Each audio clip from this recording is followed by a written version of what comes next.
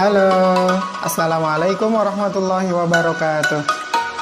Teman-teman semuanya, kali ini kita akan berbicara tentang siapakah guru sejati.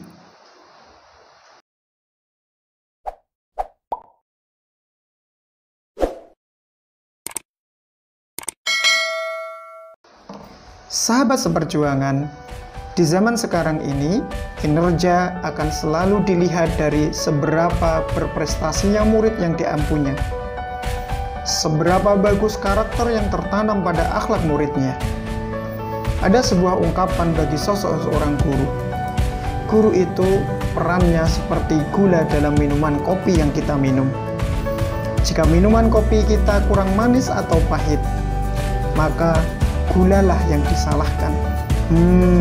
Kurang gula nih. Akan tetapi, ketika minuman kopi itu terasa enak, guru tidak pernah disebut-sebut. Kopinya mantul, gula tidak pernah disebut. Maka, tidak perlu bersedih hati ketika peran kita dalam mencerdaskan dan mendidik tidak terlalu dianggap oleh orang lain. Peran guru seperti gula dalam minuman kopi, karena guru bertugas untuk membuat enak hidup seseorang. Tetapi ketika hidup orang itu sudah enak, tidak berharap disebut-sebut namanya dan mengharapkan balasannya.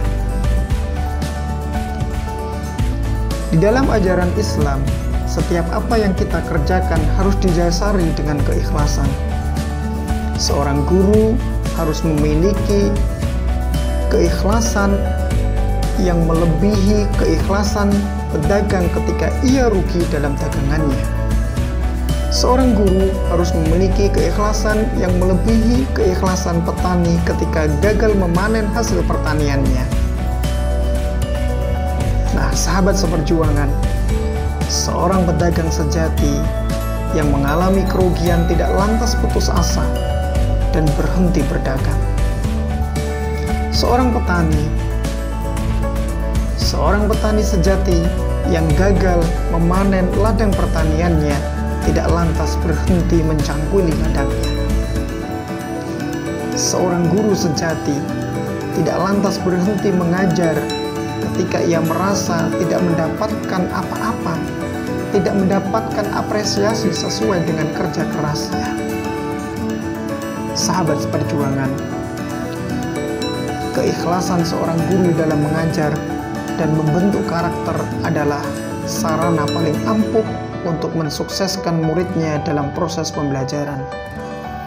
Seorang guru yang ikhlas akan menularkan signal-signal positif kepada muridnya, sehingga ketika belajar, muridnya akan mudah memahami apa yang diajarkan oleh seorang guru. Tanpa keikhlasan, timbal balik pemahaman itu tidak akan pernah terjadi. Mengajar dengan kemarahan, dengan kesedihan, dengan baper dan kegalauan, dan 1000 masalah ketidakikhlasan yang membuat kondisi belajar mengajar tidak lagi kondusif. Ketika itu terjadi, maka kita tidak akan pernah melihat hasil yang baik dari apa yang telah kita lakukan tersebut. Sahabat sang perjuangan, janganlah nilai material menghapus keikhlasan dalam menjalankan tugas mulia seorang guru.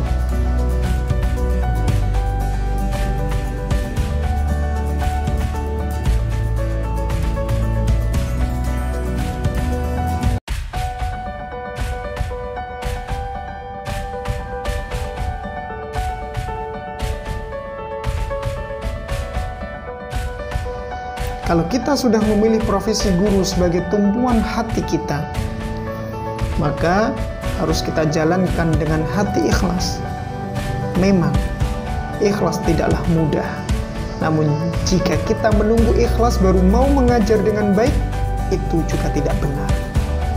Maka, mengajarlah dengan sungguh-sungguh, maka lambat laun rasa ikhlas akan kesadaran manusiawi itu akan muncul. Tidak perlu mengomel, tidak perlu kesal, tidak perlu komplain, tidak perlu marah, dan banyak komentar dan sebagainya. Karena apa yang kita dapatkan belum sesuai dengan harapan kita. Itu adalah jalan yang diberikan oleh Allah Subhanahu wa Ta'ala kepada kita untuk menuju sukses dunia akhirat. Ingat sebuah kata-kata yang memotivasi kita. Jangan menunggu sukses baru mengajar dengan bahagia, tetapi bahagia saat mengajar, maka sukses akan menghampiri kita. Sahabat-sahabat sekalian, mari kita kembalikan niat untuk menyebarkan ilmu Allah, berinvestasi dunia akhirat dengan penuh keikhlasan. Intinya, kalau kita masih berpikir personal, kapan kita bisa membantu orang lain dengan kemampuan yang kita miliki?